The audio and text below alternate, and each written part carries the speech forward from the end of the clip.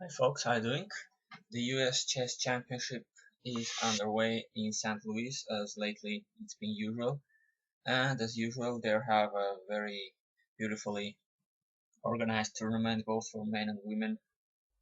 The annual championship, the national championships, with a very beautiful live commentary, always with Jennifer Shahada, with Yasser Serwan, Maurice Ashley, and well, I definitely recommend you to follow it.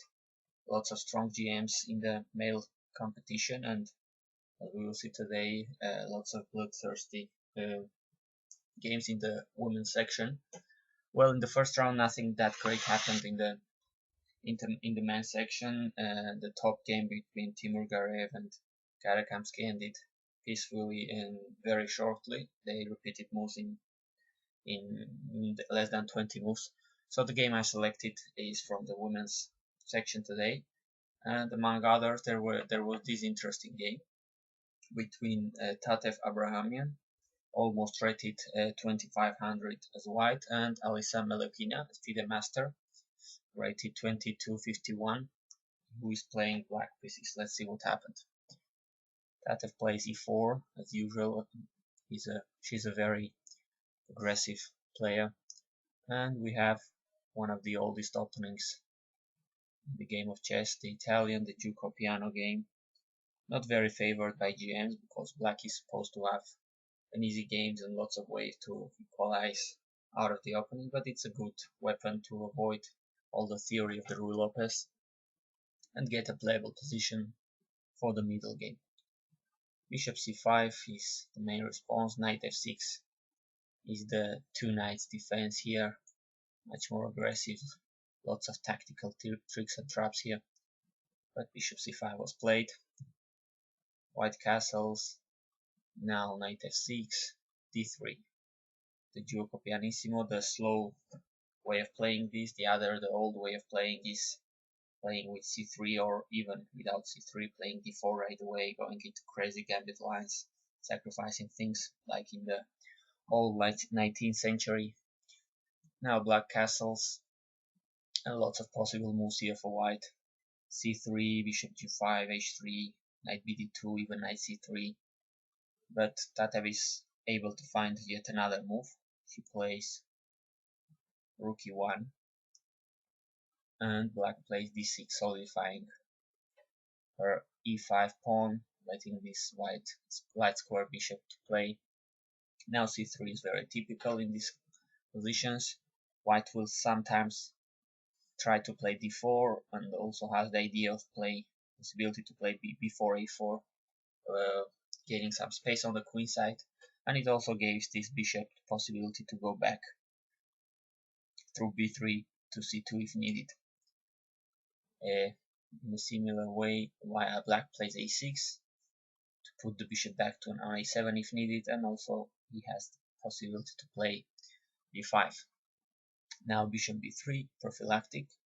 Bishop goes back voluntarily, and it's also very typical to play bishop e6 here, not being afraid of doubling pawns into center because they will be really strong. Although the most played, the most popular continuation in this line is going back with the bishop. But okay, bishop e6 seems really reasonable as well. The bishop, Tatev doesn't want to exchange her bishop, so it goes back to c2, where really it doesn't look that great, staring at his own pawns. But okay, it's just a piece that you don't exchange, and it's just a game that goes on. And okay, really, out of the opening, white doesn't have any advantage, really. And black is showing that by playing d5 herself, which is absolutely showing that she can allow herself this breakthrough in the center. After taking, she takes with the queen.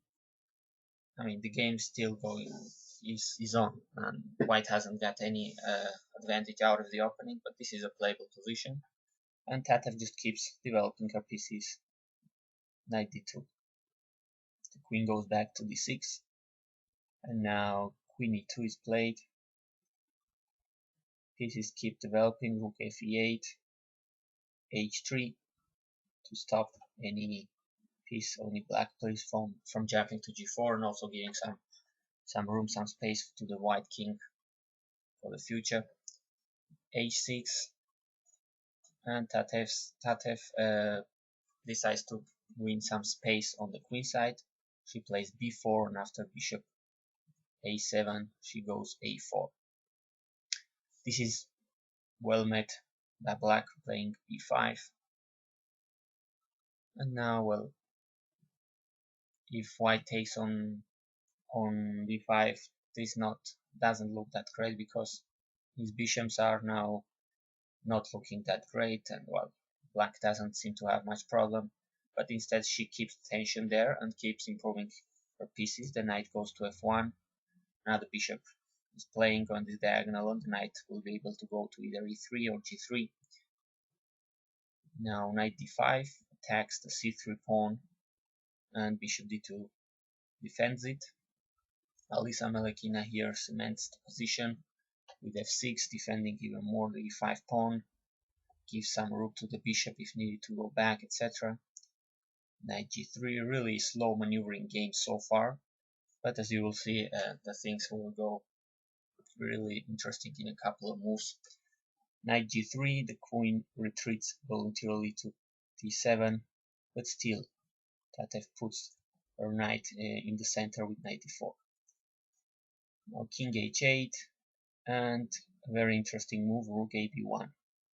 Seems really one of those mysterious rook moves that Nimzowicz used to say. Well, she's planning, as we will see, to put the knight on c5, sorry, and she considers that black will have to take it, and in that circumstance the b file will be open. So she puts the rook on b1, so that to have the rook on the potentially open b file, as we will see. Black plays bishop f7, and now knight c5 is attacking the queen. It's attacking the a6 pawn. So more or less, black has to take it with the bishop. Otherwise, queen c8 may be the other move, which gets away from the attack on the queen and defends a6.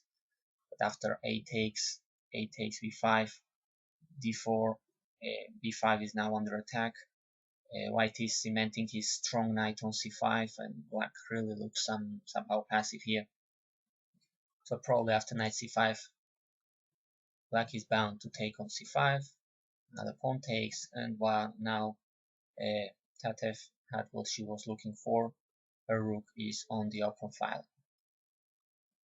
Now bishop h5. Finally, black is able to pin the knight on f3 against the queen, even though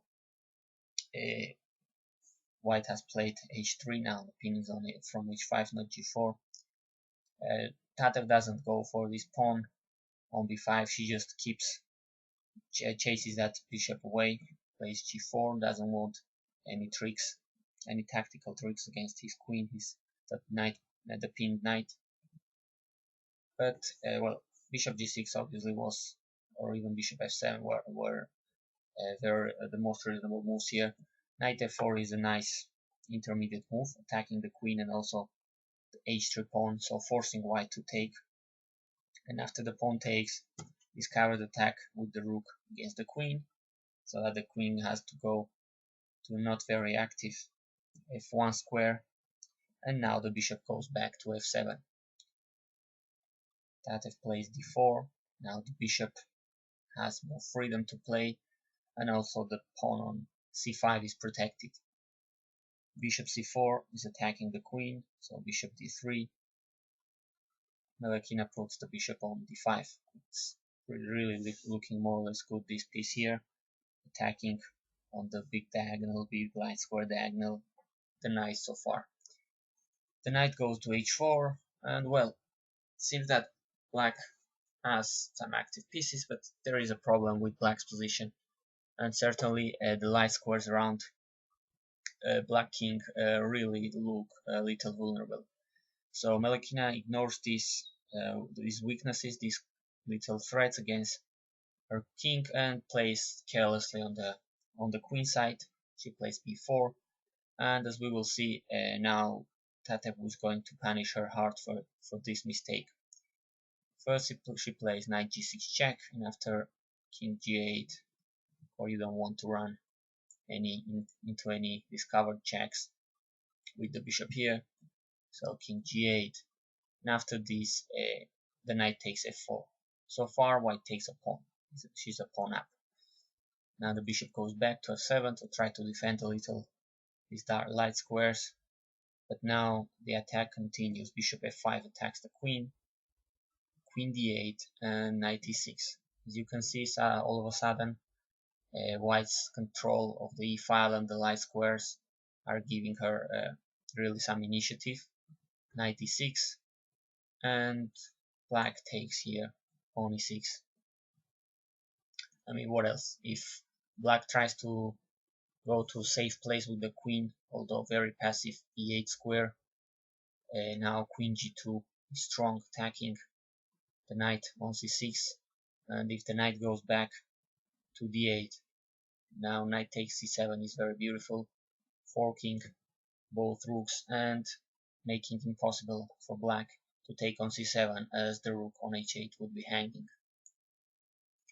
So lots of tactical opportunities here for white, because white has lots of space here and coordinated pieces. So after knight e6, taking on e6, bishop takes with a check, king h8, and d5. Defends the bishop, attacks the knight, and white has a crushing position here already. Weaknesses against, dominance, absolute domination of light squares here.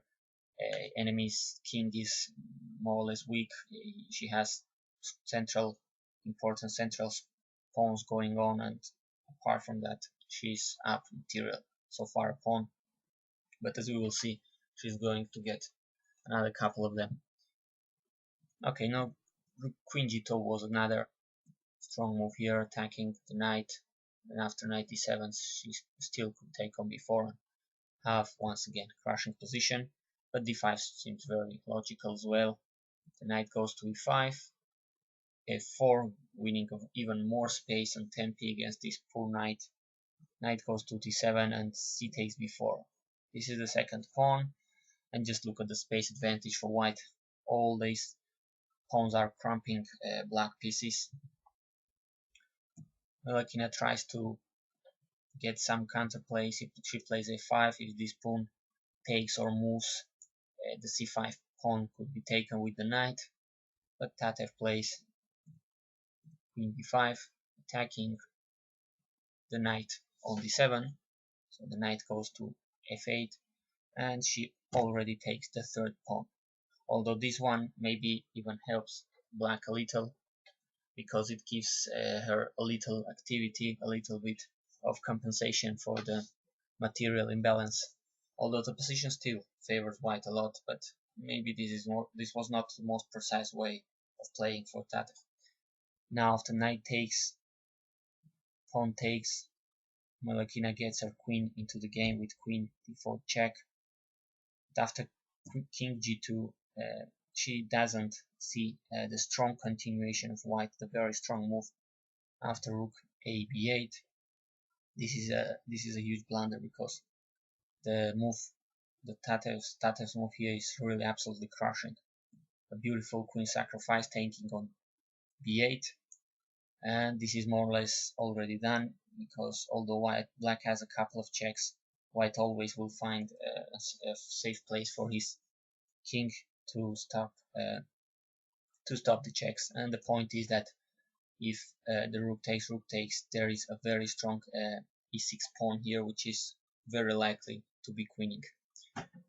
Now black played a couple of checks here, king f2, check on d2, after rook e2, check on f4, and after king g2 there are not that many checks for black.